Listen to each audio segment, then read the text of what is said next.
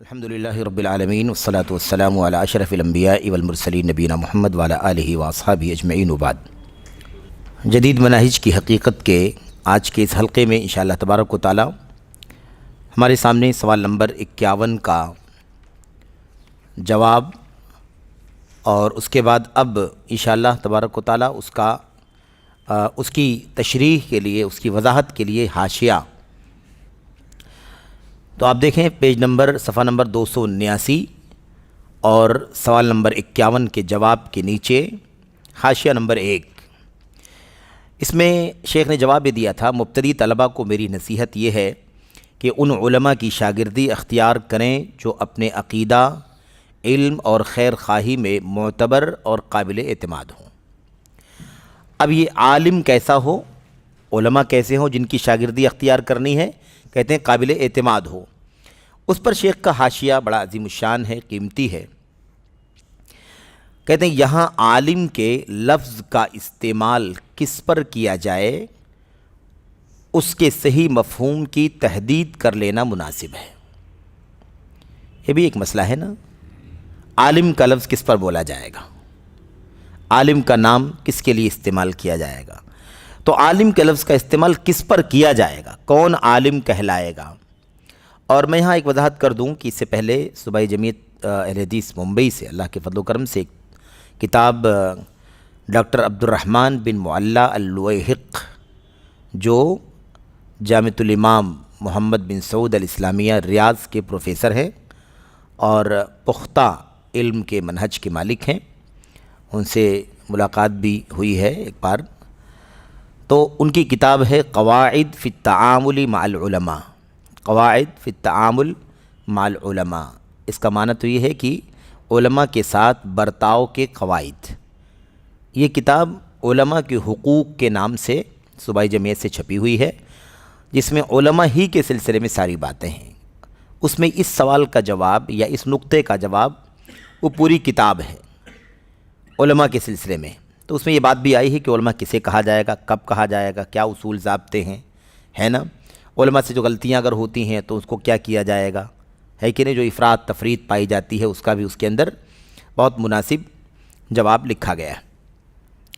تو یہ کتاب موجود ہے، اسے بھی آپ پڑھیں تو انشاءاللہ تبارک و تعالی اس حوالے سے اچھی رہنمائی ملے گی۔ عالم کے لفظ کا استعمال کس پر کیا جائے اور اس کے صحیح مفہوم کی تحدید کر لینا مناسب ہے۔ یہ بڑا اہم مسئلہ ہے، کیونکہ بہت سارے لوگوں کے یہاں صحیح شعور اور آگہی کے فقدان کے سبب، یعنی صحیح سوجھ بوجھ کے، عقل اور سوجھ بوجھ کے فقدان کے سبب، یعنی صحیح سمجھ بوجھ نہ ہونے کی وجہ سے، صحیح سمجھ بوجھ نہ ہونے کی وجہ سے کہتے ہیں علماء کی صفوں میں وہ لوگ بھی داخل ہو گئے ہیں جو ان میں سے نہیں ہیں۔ علماء کی صفوں میں وہ لوگ بھی داخل ہو گئے ہیں جو علماء نہیں ہیں۔ یہاں اس بات کی حقیقت آپ کی سمجھ میں آ سکتی ہے جو کہتے ہیں کسی بھی علمی کام کے لیے جب علماء کا نام لیا جائے، منہج کی، عقیدے کی اصلاح یا دین کے علم اور شریعت کے علم کو پڑھنے، پڑھانے، سیکھنے، سکھانے، یا اس میں کہہ لیجئے اس میدان میں اپنا کردار ادا کرنے کے لیے جب علماء آگے آتے ہیں اور غیر علماء اس میں گھسپیٹ کرتے ہیں، اور جب اس پر کچھ گفتگو ہوتی ہے، کچھ رد قدح ہوتا ہے نا، تو بہت سارے لوگ یہ کہتے ہوئے نظر آتے ہیں کہ کیا دین کا کام علماء کی اجارہ داری ہے؟ کیا دین کی تعلیم اور تربیت اور دعوت کا کام یہ علماء ہی کا کام ہے؟ علماء یہ کام کریں گے، علماء کے علاوہ لوگ نہیں کر سکتے؟ ایسی کیا بات ہے؟ شریعت میں ایسی کوئی چیز نہیں ہے، بلکہ کوئی بھی دین کا کام کرے، کوئی بھی تعلیم کا کام کرے، ہے نا، کوئی بھی میدان میں اتر جائے، اپنے آپ کو باور کرا لے، اپنے آپ کو معروف کر لے اور وہ کام کرے۔ علماء کا کام صرف ہے یہ، ایسی کوئی بات نہیں۔ اس طرح لوگ بات کرتے ہیں اور اس طرح بات ثابت کرنا چاہتے ہیں۔ بعض لوگ یہ بھی ثابت کرنا چاہتے ہیں کہ علماء کی جو تعریف کی جا رہی ہے، یعنی ان کی جو پہچان کی جا رہی ہے، ڈیفینیشن جو ہے علماء کی جو لوگ کرتے ہیں، یہ غلط کرتے ہیں، اس کو محدود کرتے ہیں، اور یہ ان کا حسد ہے کہ وہ دیگر لوگ جو علم اور دعوت کے میدان میں آنا چاہتے ہیں ان سے وہ حسد کرتے ہوئے اپنے کو الگ تھلگ کرنا چاہتے ہیں اور ہمیں الگ کرنا چاہتے ہیں۔ وہ یہ ثابت کرنا چاہتے ہیں کہ ایسا کوئی فرق نہیں ہے، علماء غیر علماء سب تقریباً ایک درجے میں ہیں، اور سبھی لوگ کام کریں اور کوئی کسی کو نہ روکے، ہر ایک اپنا اپنا کام کرتا رہے، سب کو آزادی دی جائے، سب کو چھوڑا جائے کہ اپنے اپنے کام پر وہ لگے رہیں، یہ ثابت کرتے ہیں۔ اب یہاں دیکھیں شیخ صالح فوزان کے اس سوال کے جواب میں شیخ جمال بن فرحان الحارثی، اور آگے آ رہا ہے، سب اقوال آ رہے ہیں ائمہ سلف کے، امت کے ائمہ بڑے بڑے چوٹی کے محدثین کا فرمان نیچے آ رہا ہے۔ کہتے ہیں علماء کی صفوں میں وہ لوگ بھی داخل ہو گئے ہیں جو ان میں سے نہیں ہیں۔ کیا یہ واضح نہیں ہے اس بات کو سمجھنے کے لیے کہ علماء جو ہیں وہ اپنے اصول اور ضابطے کے مطابق وہی علماء ہیں، اور جو ان شرائط کے ساتھ علم والے نہیں ہیں وہ حقیقت میں علماء نہیں ہیں، اور وہ اپنے آپ کو علماء کی صفوں میں شامل کرنا چاہتے ہیں، جس کے نتیجے میں علمی لاقانونیت مطلب علمی اصول و ضابطہ، علمی جو قانون اور اصول ہے وہ سب کیا ہو گیا ہے، وہ سب کا سب بے دخل ہو گیا، اور اس کا کوئی اعتبار باقی نہیں بچا۔ تو کہتے ہیں علمی لاقانونیت اور اتھل پتھل کا بازار گرم ہے۔ ظاہر سی بات ہے کہ اگر علم کا کام علماء کریں تو علمی لاقانونیت نہیں آئے گی۔ اس کی علم سے مراد یہاں پر علم دین، علم شریعت ہے، ورنہ دنیا کے کسی بھی علم کو لیا جا سکتا ہے، بات کو سمجھنے کے لیے لیا جا سکتا ہے۔ جو جس میدان کا ہے، جو جس فیلڈ کا ہے، جو جس علم کا سبجیکٹ کا طالب علم ہے، اس کا ماہر ہے، اس کا جانکار ہے، اس میں مہارت رکھتا ہے، ظاہر سی بات ہے کہ اس کا ہی وہ کام ہے۔ اگر انجینئرز کی جو فیلڈ ہے اس کا کوئی ایک میدان ہو اور اس کے ماہرین اس کے اندر موجود ہوں تو وہ کام اچھی طرح سے آگے بڑھے گا۔ لیکن اگر ایک شخص جو انجینئر نہیں ہے، تھوڑی بہت اسٹڈی کرتا ہے یا ادھر ادھر کی معلومات ہے اس کو، اگر وہ بھی اپنے آپ کو انجینئر ثابت کرنے کی کوشش کرے تو کیا انجینئرنگ کی دنیا میں کیا لاقانونیت نہیں پیدا ہوگی، اتھل پتھل نہیں پیدا ہوگا؟ میڈیکل سائنس ہے، طب انگلش جس کو ہم کہتے ہیں، انگریزی دنیا، یہ جو میڈیکل سائنس ہے اس کا اپنا ایک پورا علم ہے، اس کے اپنے ماہرین ہیں، اس کے اپنے اصول ضابطے ہیں، اس کا اپنا میدان ہے، اس کے اپنے کالجز ہیں، اس کی اعلیٰ سے اعلیٰ ڈگریاں ہیں نیچے سے شروع ہو کر کے۔ ظاہر سی بات ہے کہ جو اس میدان میں علم حاصل کرنے والے لوگ ہیں وہی اس کے اہل ہیں۔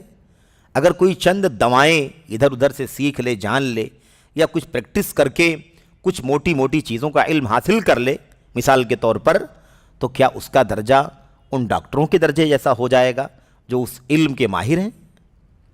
تو یہ کیسے کہا جا سکتا ہے کہ مطلب علم کے میدان میں کوئی بھی گھسپیٹ کر سکتا ہے؟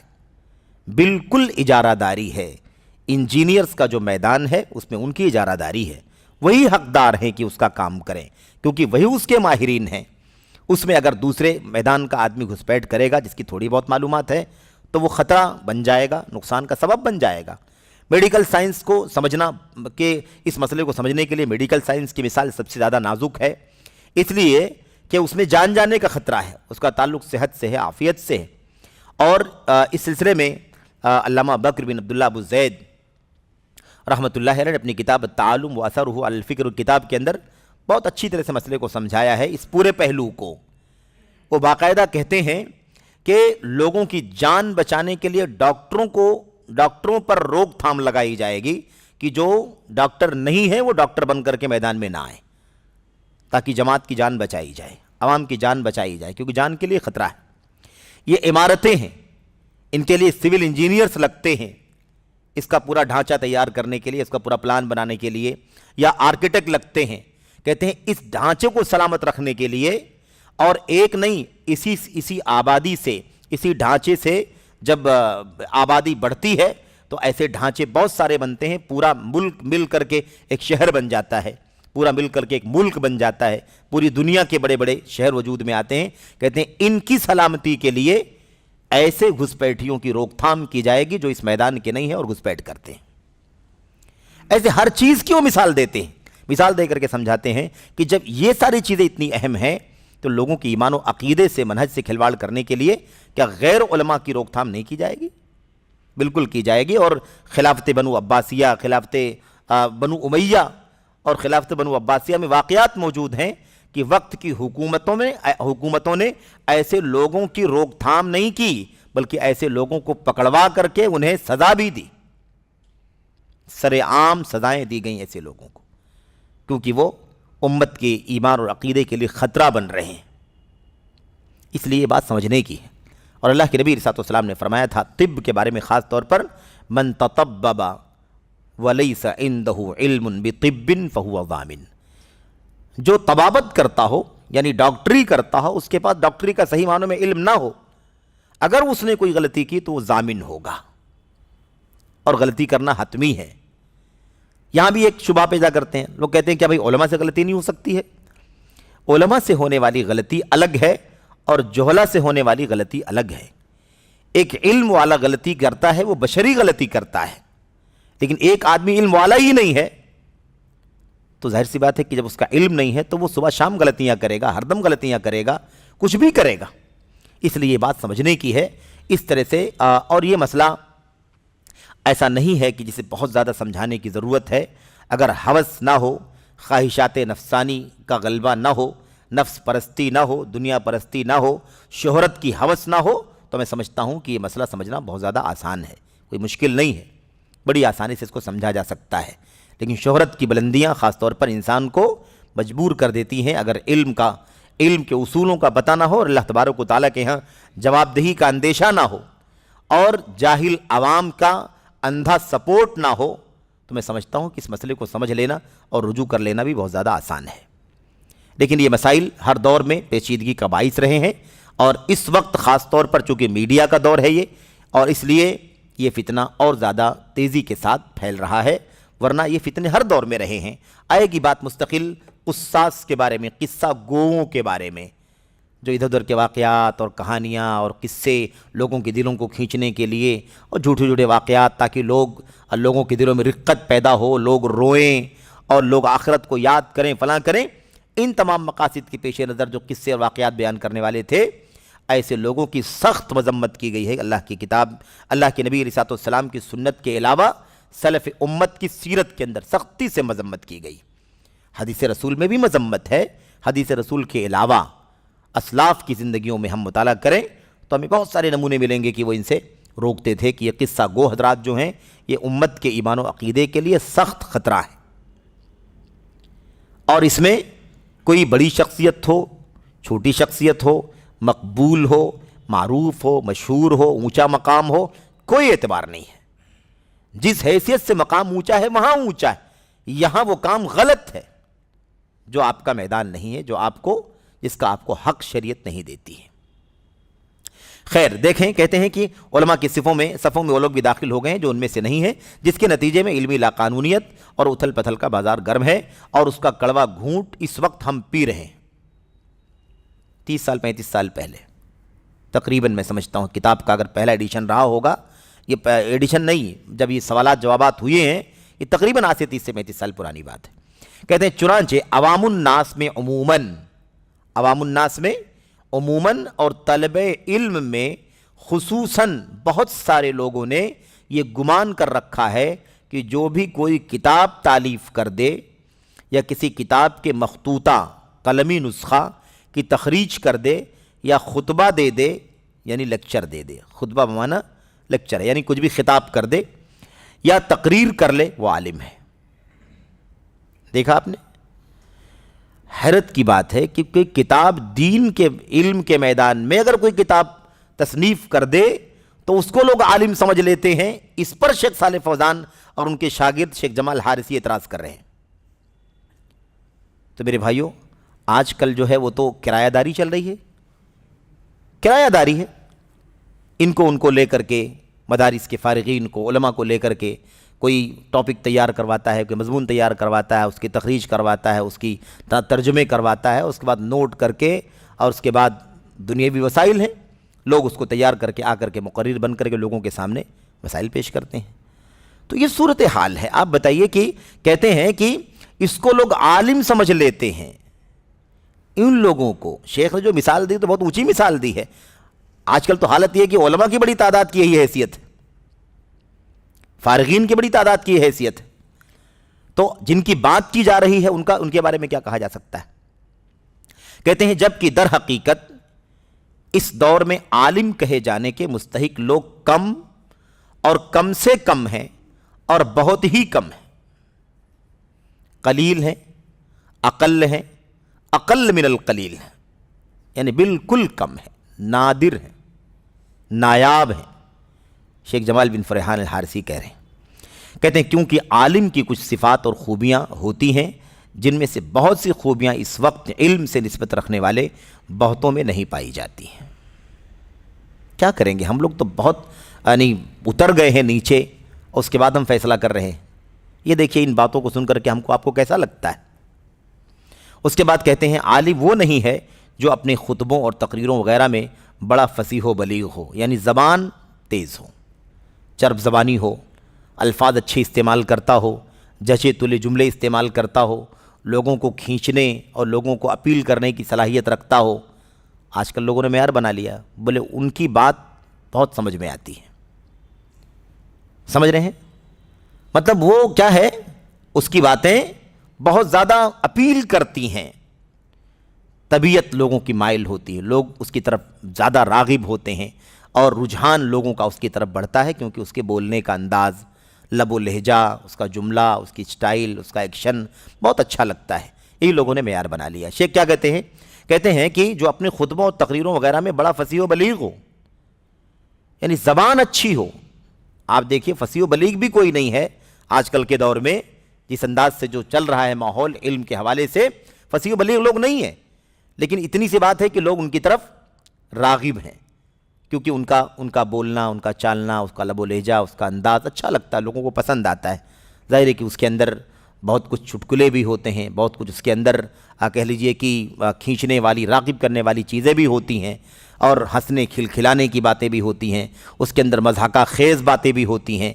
اس لیے لوگوں کو اچھا لگتا ہے، لوگوں کو اچھا لگتا ہے. لیکن کیا اللہ تبارک و تعالیٰ کے دین میں اس کی کوئی حیثیت ہے، کوئی معیار ہے اس کا؟ کیا اعتبار ہے اس کا؟ کہتے ہیں کہ نہ وہ عالم ہے جو کسی کتاب کی تالیف کر دے. کتاب کی تالیف کرنے والا آدمی بھی عالم نہیں ہے. دیکھا آپ نے، یہ علماء کہتے ہیں. یا کسی کتاب یا مخطوطہ قلمی نسخے کی تحقیق یا تخریج کر دے، وہ بھی عالم نہیں. کوئی ضروری نہیں ہے کہ وہ عالم بھی ہو. آگے کہتے ہیں لیکن یقیناً آج کل عالم کا وزن اور پیمانہ بہت سارے نوجوانوں اور عوام کے ذہنوں میں بس انہی بنیادوں پر بیٹھ گیا ہے. لیکن ان لوگوں کا معیار بہت اونچا ہے ہمارے آج کل کے دور کے لوگوں سے، جن کے بارے میں شیخ جمال بات کر رہے ہیں.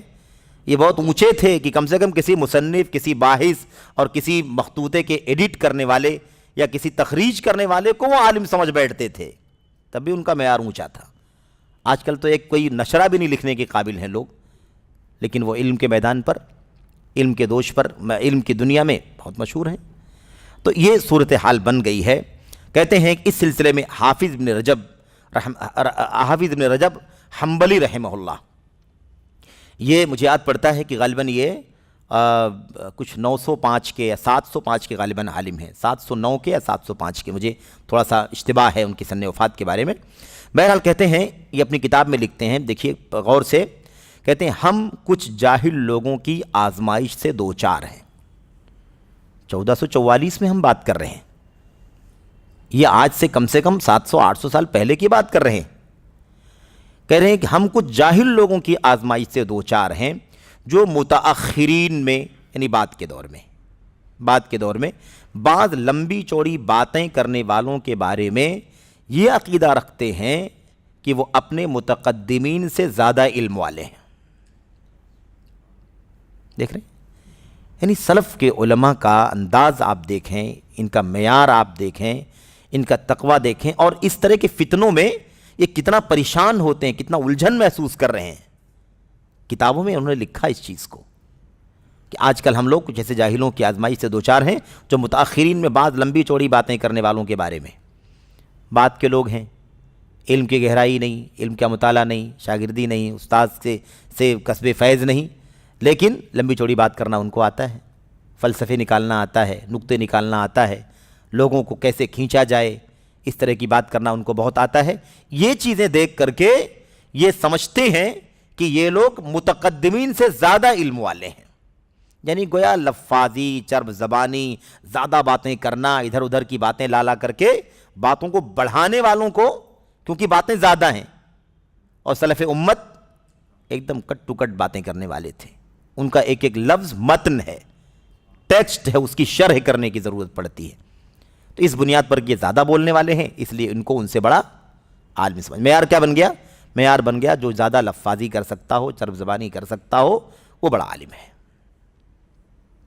اس کے بعد کہتے ہیں چنانچہ ان میں سے کچھ لوگ ایک شخص کے بارے میں یہ عقیدہ، یہ گمان رکھتے ہیں کہ وہ اپنی کثرت بیانی، یعنی زیادہ بیان کرنا، لفاظی، زیادہ بولنا، الفاظ کا استعمال، اور طول کلامی کے سبب، لمبی چوڑی گفتگو کرنے کے سبب اپنے سے پیشتر صحابہ رضی اللہ عنہم اور ان کے بعد کے لوگوں سے بھی زیادہ علم والا ہے.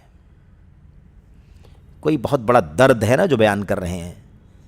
علامہ ابن رجب ایسی بات نہیں کہہ رہے ہیں، یہ درد ہے جو انہوں نے اس وقت دیکھا اپنے دور میں، تو یہ بات انہوں نے لکھی. آج بس اوقات آپ دیکھیں گے نا، آج کوئی تحقیق کر دے، یا کوئی مثال کے طور پر کوئی طالب علم ہے جو کسی فن میں بہت زیادہ دلچسپی لے رہا ہے، محنت کر رہا ہے، کوشش کر رہا ہے، تو اس کو وقت کا سب سے بڑا محدث کہنے لگتے ہیں، وقت کا سب سے بڑا باحث کہنے لگتے ہیں، وقت کا سب سے بڑا محقق کہنے لگتے ہیں. یہ بھی اسی طرح کی چیز ہے. اس کا مطلب کیا نکلتا ہے؟ اس کا مطلب یہ نکلتا ہے کہ ان کا مقام کم تھا، آج کل کے لوگوں کا مقام زیادہ ہے، جبکہ اس کا ایک ایک لفظ سب کہا جائے تو چرایا ہوا ہے، لیا ہوا ہے ماضی سے، اپنے علماء سے. آج ان کو اکٹھا کرنے والا اور اپنی عقل کا استعمال کر کے مرتب کر دینے والا، ان سے بڑا محدث اور محقق بنا لیا جاتا ہے. یہ عام طور پر ماحول بنا ہوا ہے.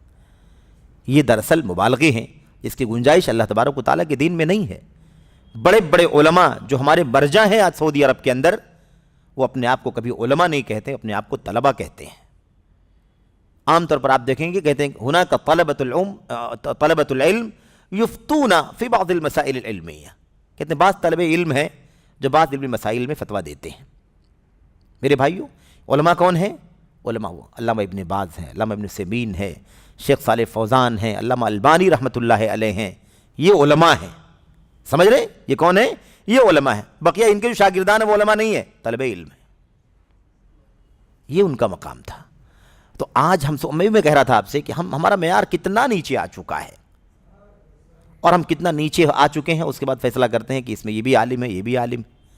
اور ہم نے کبھی کہا تھا کہ عجیب افراد تفریط ہے. ایک طرف یہ ہے کہ ان لوگوں کو لوگوں نے عالم بنا رکھا ہے، اور ایک طرف ایک طبقہ ایسے بھی لوگوں کا ہے ہمارے بیچ میں جو علماء کسی کو مانتے ہی نہیں ہیں. وہ کہتے ہیں ہندوستان میں کوئی عالم ہی نہیں جس سے علم حاصل کیا جائے. ایک طرف افراط ہے کہ ہر ایرے گہرے کو اپنا عالم اور مفتی بنا رکھا ہے، اور ایک طرف تفریط ہے کہ بڑے علماء کو بھی خاطر میں لانے کو تیار نہیں ہے. ان کا کہنا ہے کہ ہندوستان میں کوئی عالم ہی نہیں.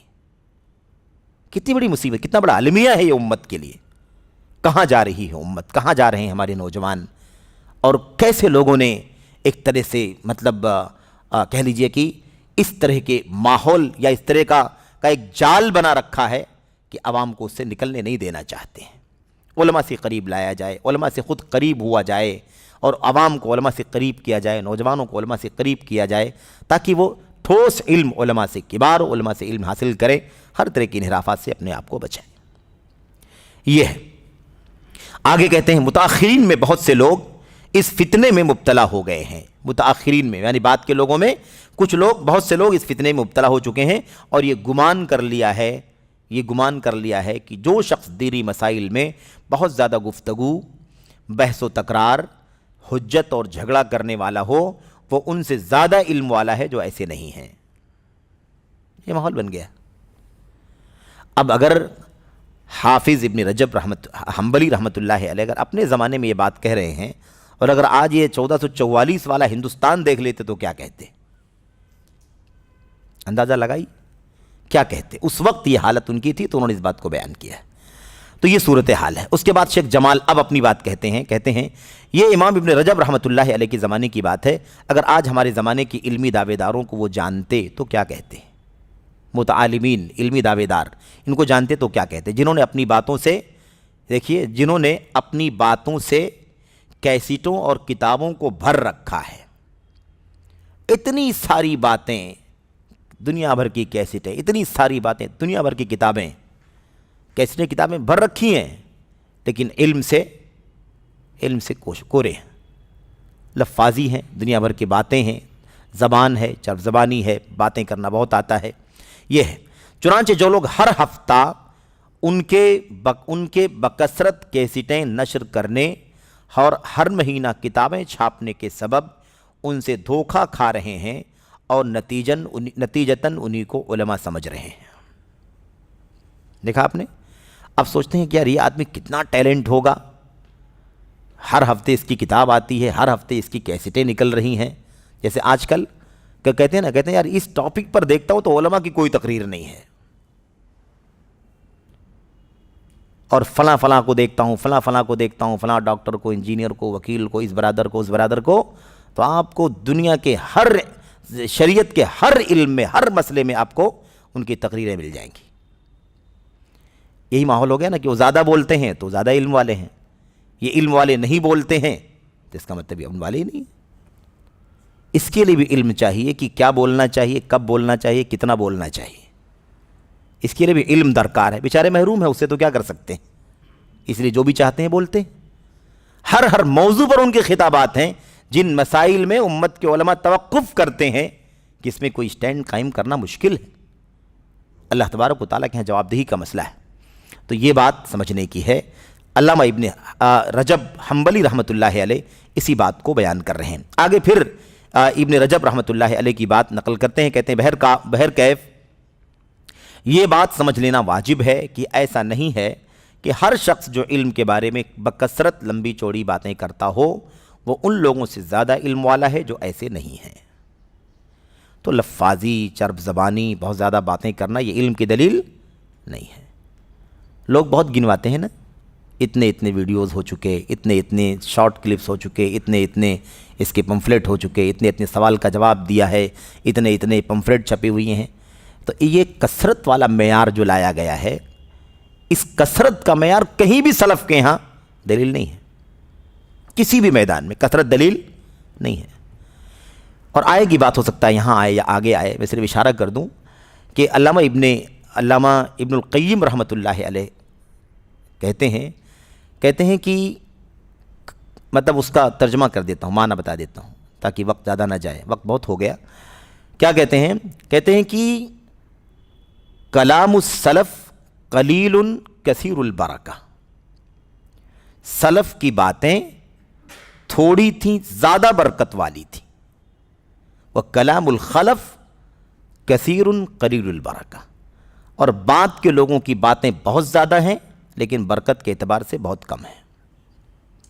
تو سلف کم بولتے تھے، برکت اس میں زیادہ ہوتی تھی۔ آج دنیا بھر کی باتیں لوگ بولتے ہیں لیکن نتیجہ خیر، اصلاح، بھلائی، عقیدہ سدھرے، عمل سدھرے، سلوک سدھرے، برکت کم ہے۔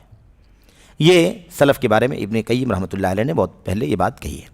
خیر، یہ جو باتیں بھی آپ جب پڑھ رہے تھے نا، ابن رجب رحمۃ اللہ علیہ کا جو قول آپ پڑھے، ایک سے زیادہ اقوال، یہ سب ان کی کتاب ہے بیان فضل علم السلف علی علم الخلف، بیان فضل علم السلف علی علم الخلف، بعد والوں کے علم پر سلف کے علم کی فضیلت کا بیان، یہ اس میں انہوں نے کہا صفحہ نمبر 38 سے 40 تک۔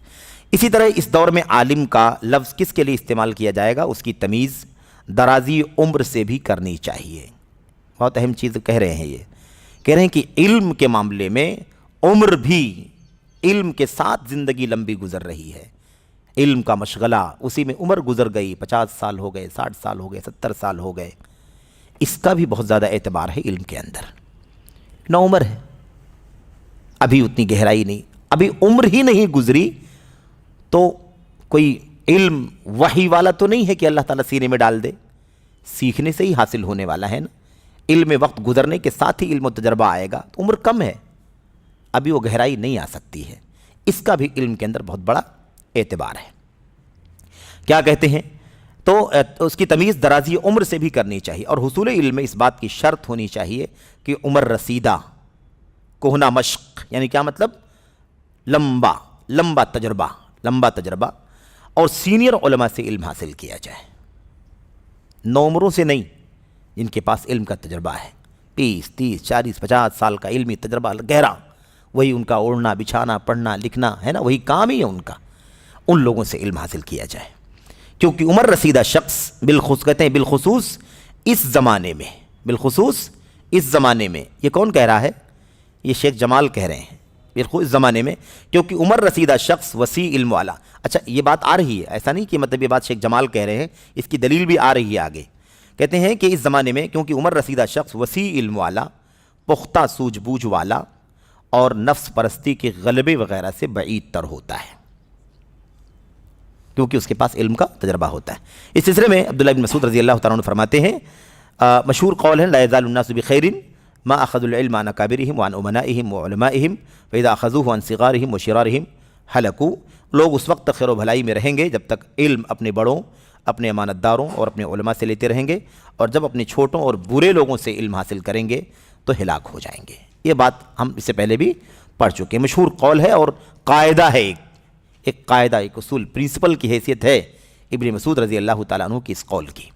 اس کے بعد امام خطیب بغدادی رحمہ اللہ نے اپنی کتاب نصیحت اہل الحدیث میں، یہ ان کی کتاب ہے نصیحت اہل الحدیث میں، اپنی سند سے ابن قتیبہ رحمہ اللہ سے روایت کیا ہے کہ ان کے اس اثر کا معنی پوچھا گیا تو انہوں نے فرمایا، کس کا معنی؟ ابن مسعود کی اس قول کا معنی پوچھا گیا ابن قتیبہ سے کہ ابن مسعود کیا کہنا چاہتے ہیں، ابن مسعود رضی اللہ تعالیٰ عنہ کی بات کا کیا معنی ہے؟ تو کیا بتایا انہوں نے؟ اس سے مراد یہ ہے کہ لوگ اس وقت تک بھلائی میں رہیں گے جب تک ان کے علماء مشائخ ہوں گے۔ مشائخ سے مراد یہ شیخ نہیں، علماء تو ہیں، علماء ہی کہا جا رہا ہے، مشائخ ہوں گے یعنی کیا مطلب؟ عمر رسیدہ ہوں گے، ہے نا، بوڑھے ہوں گے، عمر رسیدہ ہوں گے، علم اور طلب علم میں جن کے بال سفید ہو گئے ہوں، ٹھیک ہے، سینئر لوگ ہوں گے، نو عمر اور لونڈے نہیں ہوں گے، ٹھیک ہے، یہ معنی اس کا بتایا انہوں نے۔ آگے کہتے ہیں پھر اس کی تفسیر کی علت بیان کرتے ہوئے فرماتے ہیں، کیوں آخر یہ عمر کی بات کیوں لائی جا رہی ہے کہ عمر رسیدہ سے علم حاصل کرنا چاہیے؟ یہ بات کیوں لائی جا رہی ہے؟ کیوں ابن قتیبہ نے یہ بات کہی؟ اس لیے کہ شیخ یعنی بزرگ عالم سے نوجوانی کی لطف اندوزی، ظاہر ہے کہ نوجوانی کی عمر جب ہوتی ہے تو اتنی زیادہ سنجیدگی ہے نا، اور اتنی زیادہ گہرائی، وزن اس کے اندر نہیں ہوتا۔ تو کہتے ہیں کہ جب عمر رسیدہ ہوگا، بزرگ عالم ہوگا، تو اسے جوانی کی لطف اندوزی، حدت اور شدت یعنی جو گرمی اور تیزی ہوتی ہے جوانی کی عمر میں، ایسے عجلت پسندی، جلد بازی ہوتی ہے نا، جلد بازی، کوئی کام ابھی فوراً ہو جانا چاہیے، ان کو صبر نہیں ہوتا، اور باولا پن یعنی کیا مطلب؟ نا سمجھی ختم ہو جاتی ہے، نا سمجھی ختم ہو جاتی ہے، اور اسے تجربہ اور علمی گہرائی حاصل ہو جاتی ہے، تجربہ اور علمی گہرائی، علمی گہرائی حاصل ہو جاتی، گہرائی یعنی گہرائی حاصل ہو جاتی ہے، چنانچہ اس کے علم میں نہ اس پر شبہہ داخل ہوتا ہے، یعنی جو اس کے پاس علم ہے نا، وہ علم بہت ٹھوس ہو جاتا ہے عمر کے ساتھ ساتھ، جبکہ نو عمر اگر رہے گا، ایک چیز کا علم حاصل کیا ہے، دوسرا کوئی بات بتائے گا تو ہو سکتا ہے کہ شبہے میں پڑ جائے، اور یہ تو آپ لوگ زیادہ جانتے ہیں، کوئی فلاں علماء کے ساتھ بڑھتا لکھتا تھا، پتہ نہیں کس کی بات سن لیا، ادھر سے برگشتہ ہو گیا، اب وہ کنفیوژن کا شکار ہے، اب وہ جاننا چاہتا ہے کہ میں کیا کروں۔ تو یہ کب ہوتا ہے؟ اس لیے کہ تازہ ہے ابھی معاملہ، نو عمری ہے، ابھی اس کے اندر گہرائی نہیں ہے۔ اگر اسی علم کو سیکھتے سیکھتے 10 سال 15 سال 20 سال گزر جاتا تو اس طرح کی شبہات اس کو متاثر نہیں کر پاتے۔ تو یہ صاف کہتے ہیں کہ اس لیے چنانچہ اس کے علم میں نہ اس پر شبہہ داخل ہوتا ہے، عمر رسیدہ ہو جانے کے بعد اس کے علم میں شبہہ داخل نہیں ہوتا ہے، نہ خواہش نفسانی غالب آتی ہے، نفس کا غلبہ بھی نہیں ہوتا ہے، نہ وہ لالچ اور طمع کی طرف مائل ہوتا ہے، یعنی کسی اور دنیاوی لالچ کی طرف نہیں جاتا ہے، اور نہ ہی نوجوان کو پھسلانے کی طرح شیطان اسے پھسلا پاتا ہے۔ نوجوان کو شیطان جلدی بہکا لے گا، اور جس آدمی کی عمر ہو چکی ہے، علم کے ساتھ ساتھ زندگی گزار رہا ہے، اس پر شیطان کا حملہ جلدی نہیں ہوگا۔ اور اس کو آپ یوں سمجھیں کہ جو جتنا زیادہ علمی طور پر اپنی عمر کے ساتھ علم کی گہرائی کے ساتھ زندگی گزارے گا، اتنا ہی زیادہ شیطان اس سے نامراد ہو جائے گا، نا امید ہو جائے گا کہ میں اسے گمراہ نہیں کر پاؤں گا۔ اچھا، نیز عمر رسیدگی کے ساتھ یعنی بڑی عمر ہونے کے ساتھ، بڑھاپے کے ساتھ، جلالت یعنی کیا مطلب؟ عظمت، اونچا پن، وقار اور وزن پیدا ہو جاتا ہے کہ نہیں؟ یہ تو ہر چیز ہم آپ مشاہدہ کرتے ہیں نا، اپنے بڑوں کو دیکھتے ہیں تو ہم مشاہدہ کرتے ہیں، جبکہ نو عمر میں بسا اوقات یہ چیزیں آ جاتی ہیں، نئی عمر کا ہو تو اس کے اندر یہ چیزیں آ جاتی ہیں جن سے ایک بزرگ عالم محفوظ ہوتا ہے، وہ چیزیں آ جاتی ہیں جو بڑے علماء میں نہیں آتی ہیں۔ اور جب ان چیزوں کی زد میں آ کر وہ نوعمر فتویٰ دیتا ہے تو وہ خود بھی ہلاک ہوتا ہے اور دوسروں کو بھی ہلاک کرتا ہے۔ اس کے اندر سنجیدگی نہیں ہے، متانت نہیں ہے، تیزی ہے، جلد بازی ہے، شبہ آنے کا خطرہ ہے، اور ایسی حالت میں فتویٰ دے گا۔ اور یہ بات ہو رہی ہے کس کی؟ علماء کی۔ علماء کی بات ہو رہی ہے کہ جو علماء نوعمر ہوں تو یہ مسائل کھڑے ہوتے ہیں، اور اگر علماء ہی نہ ہو تو، اگر علماء ہی نہ ہوں اور میدان دعوت میں علم میں اتر جائیں تو کیا کریں گے؟ کتنی مشکل پیدا کر دیں گے۔ اور پھر وہ نوعمر بھی ہوں اور عالم بھی نہ ہوں تو پھر مسائل ان گنت کھڑے کر دیں گے، جیسا کہ حالات بتاتے ہیں۔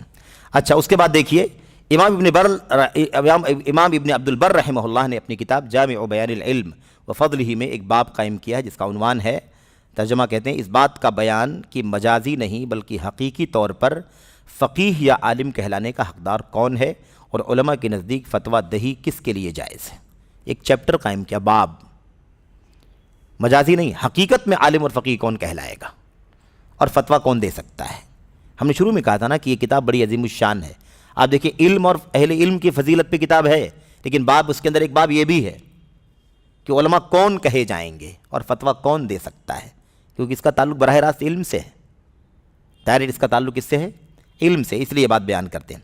طالب علم اور متلاشی حق کو اس کا مراجعہ کرنا چاہیے کیونکہ وہ بڑا اہم ہے، بڑا ہی اہم مسئلہ ہے۔ بہرحال یہ یہاں پر یہ بات ختم ہوئی، اس سوال اور اس کا جواب اور اس کا حاشیہ، اور یہ چند باتیں تھیں۔